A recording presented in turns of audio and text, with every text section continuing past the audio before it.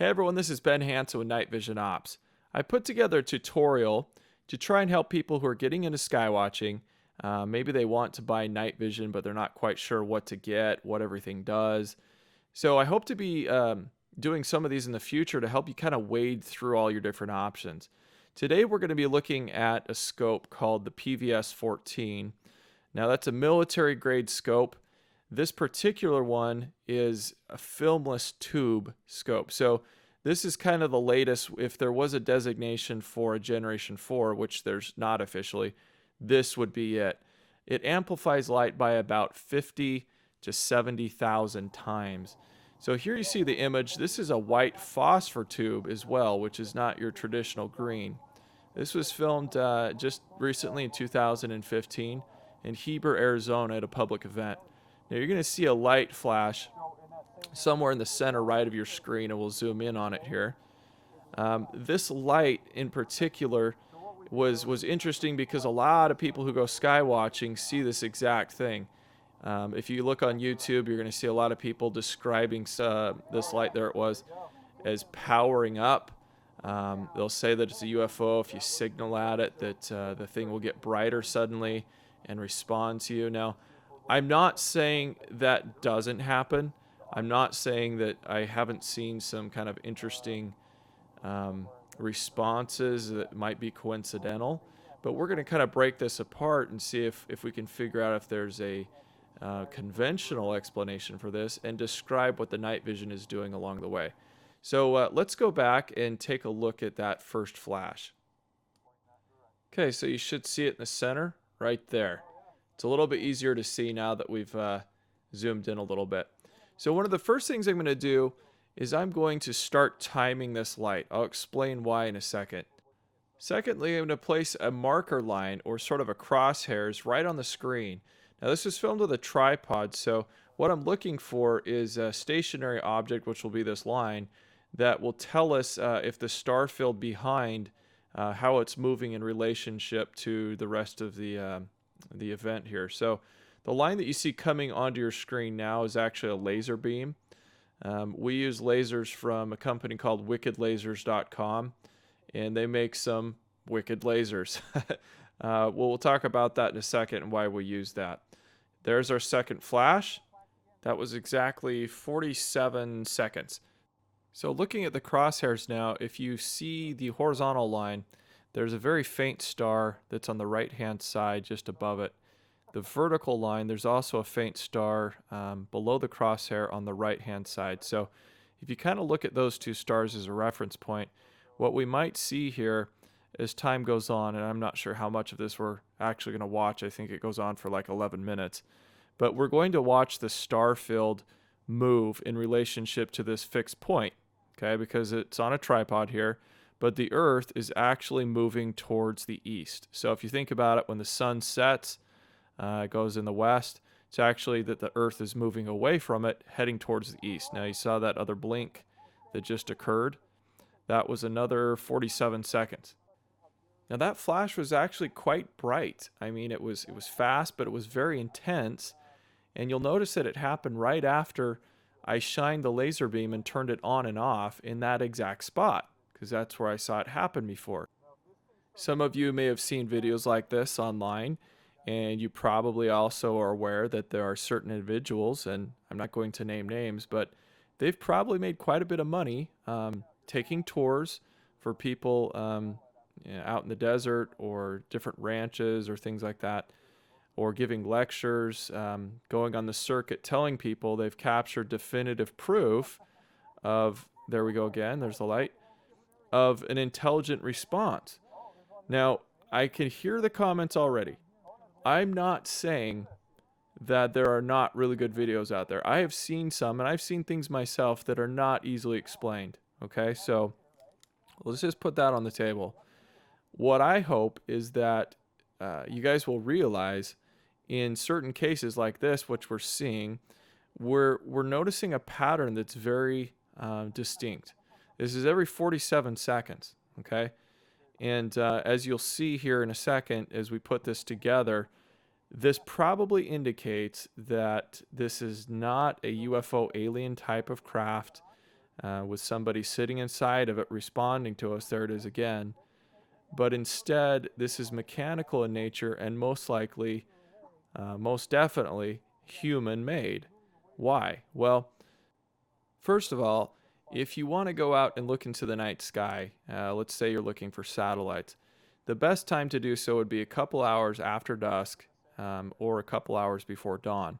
The reason is the satellites are so far out there, it may be dark where you are, down on land, but the sun is high enough up that it's able to reflect off of the satellites. Okay, so you're able to see them cross the sky. Now, since people have started using night vision technology in the sky watches, they're just not used to some of the characteristics of satellites because, like I said, you're amplifying light. There it is again, 50 to up to 80,000 times what you're able to see with your eyes. So now we're able to see many, many more times the number of satellites and space debris orbiting the Earth.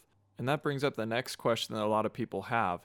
If this was a satellite, can satellites just suddenly disappear? Can they be visible and then just blink out? Or can you be watching a scene like this where you don't see anything and then they suddenly flash and then they're gone again? Well, absolutely. In fact, if it weren't for the sun and the reflectivity, you probably wouldn't see the satellite at all. Without night vision, you can sometimes see a continuous light and track the satellite in a line, and then suddenly it will disappear. This can happen when the satellite travels into the Earth's shadow, so it looks like it's just being turned off or whatever, but it's really not. It's still there. When you have the night vision, you're going to see a lot more of these lights that are very, very dimly lit. But it's all based off of the reflectivity off of the solar panels and the metallic surface of the satellite. In fact, there's a group of satellites that are notorious for really intense flashes. They're called the Iridium constellation. They're telecommunication satellites. So intense that sometimes you can see this flash happening in broad daylight. But it's not just the Iridium satellites. Many satellites are put into a purposeful and controlled rotation. I had a friend at NORAD tell me that generally they don't use communication satellites with a rotation because they want the antennas always facing Earth. But at any rate, a lot of satellites are rotating at different speeds, and you can calculate exactly when this is going to flash. Like we're seeing here, it's happening every 47 seconds. That's by design, purposely done every 47 seconds. It could be faster, it could be slower for other satellites. There are websites that track each individual satellite by name, its purpose, and its blink rate or flash rate. So they can identify it based on how many seconds go between these flashes. Now, it's not just controlled spins or rotations as well, but there are orbiting objects that, like space junk, decommissioned satellites, rotating rocket bodies, things like that, that are tumbling. So it's more of a random flash pattern. The other question I get from people is, well, I see satellites and they're traveling in a straight line. What we're seeing here, this thing is just sitting there in the middle of the sky. It can't be a satellite. Well, let's take a look at something called a geostationary satellite. Now, normally, if you're looking up in the sky and there was no reflectivity to this thing, you wouldn't see a geostationary satellite. These are satellites that are located around the equator. They have to be located specifically within less than a fraction of a degree, or they have to correct them, orbiting around the equator. And it turns out that that exact distance that it needs to be in altitude is over 35,000 kilometers, or 22,265 miles. So that's way out there. It's truly amazing that they can get the satellites to stay in exactly the same spot. I mean, there is a little bit of wobble. The Earth's gravitation, the sun, the moon, pulls it back and forth a little bit, but you're probably not going to notice it really all that much. Now, if we look at that red crosshair that we placed on here when the first flash started, that was right underneath that first blink, okay? And remember those two stars we use as reference? Well, look where they are now. Look how far the star field has moved, meaning as the Earth is rotating, the stars are way over here now, but the flashing light, guess what? It's in the same spot. So directly over us, or to the south, where this was taken, the fixed position, that satellite is in the same spot. So this is a geostationary satellite. And I don't mean to take the fun out of it for everybody, but in this particular case, this is not an intelligent response from the Palladians, or a response in us putting out our good intentions and calling them down. You will see a lot of videos out there claiming that this is definitive proof of an intelligent response. And in something like this, that's just not the case. You'll even see satellites moving in a straight line that really get intense, really, really bright, and then dim down. And it seems to be in response to something that a laser, like we just did, that someone has shined at the object, and that's when it gets intense. What we're looking for instead, if I were to truly categorize this as an unknown, as a true unidentified flying object, would be unconventional maneuvering. So something that looks like it's going in a straight line and suddenly veers off and goes in another direction, or maybe it's traveling and then stops and pauses and starts again. So these are things that would indicate some extreme, tremendous gravity g-forces taking place if this is in orbit. And I did see one of these types of events in the Caribbean, and the object was doing S-turns. So if you think of how fast satellites are falling, this would put tremendous pressure on the craft, let alone any occupants inside, and it's not conventional.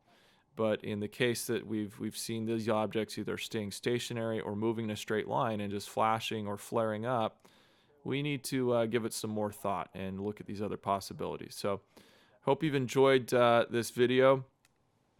If you're interested in how the night vision technology was used, we were using this PVS-14 with a white phosphor tube, filmless tube, and it was connected to an iPhone adapter. So what you're seeing is actually just filmed off of an iPhone in 1080p, a little bracket that it slides into. So any of this technology can be purchased at nightvisionops.com, and I'd be happy to answer any questions on how it works.